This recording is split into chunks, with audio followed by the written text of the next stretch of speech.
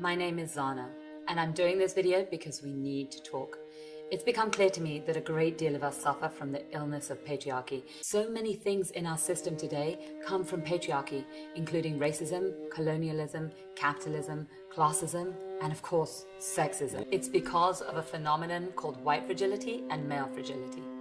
White liberals and men in general have been told over and over again that if they just never use the N-word and they never talk about race and they never physically molest anyone, then they're not racist or sexist. So when I point out that actually the system of power we live in ensures that all white people are racist and all men are sexist because they profit from a system that marginalizes people of color and non-males, they attack me. Just as they've attacked women of color for centuries to retain their power structure. This is what patriarchy does. It causes everyone to attack the victim, the one who is most vulnerable. This protects the system of power, which is male sexual dominance.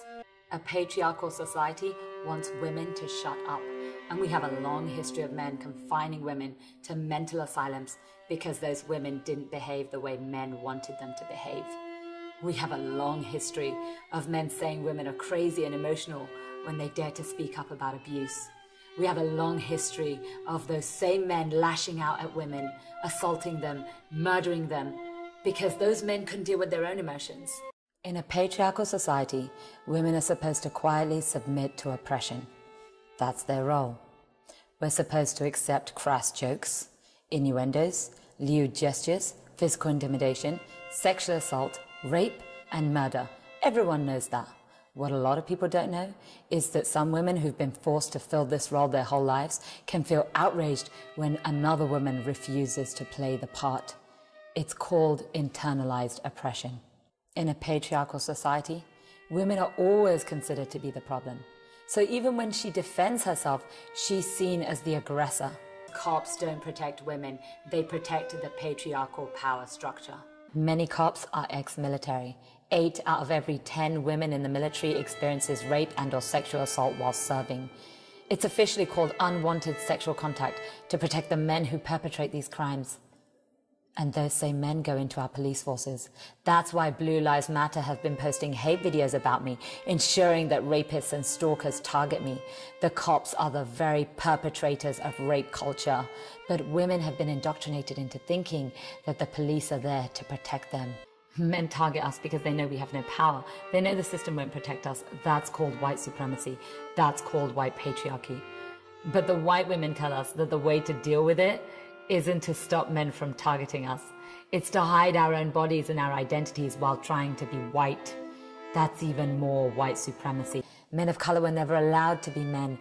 This historical emasculation has led to some men of color affirming their manhood by abusing women. It's their attempt to have power like the white man. But the white supremacist patriarchy will never let them into that boys' club. That's why black men get shot in the streets. That's why brown men get profiled as drug dealers and terrorists. As far as the white supremacist patriarchy is concerned, people of color are animals to be used up and thrown away. Men of color are kept down with prisons, detention facilities, deportations, wars, and death. So when men of color go after me, sexually harass me, stalk me, they're aiding and abetting the white supremacist empire, and they don't even know it.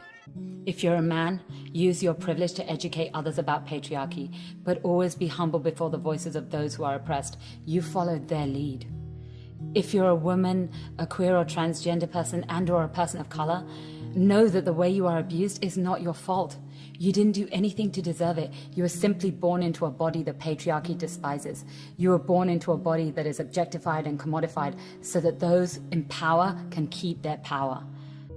I hope that you notice the connection between my race and my gender in how I've been treated. The racial slurs and the slurs that are Islamophobic.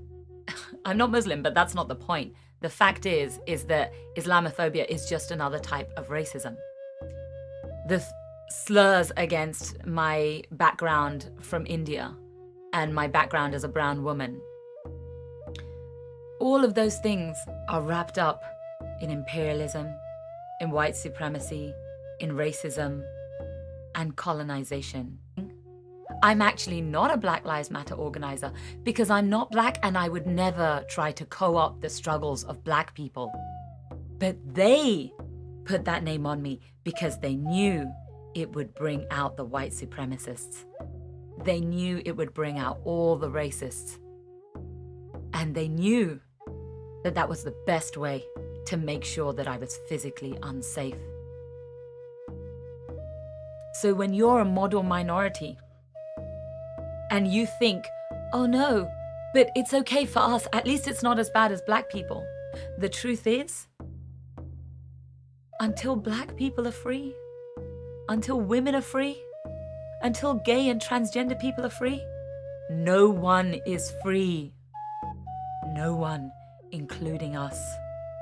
But my elders and my teachers and everyone that I respect has taught me that the truth, the whole truth, and nothing but the truth is what will set me free. And I believe it will set you free too.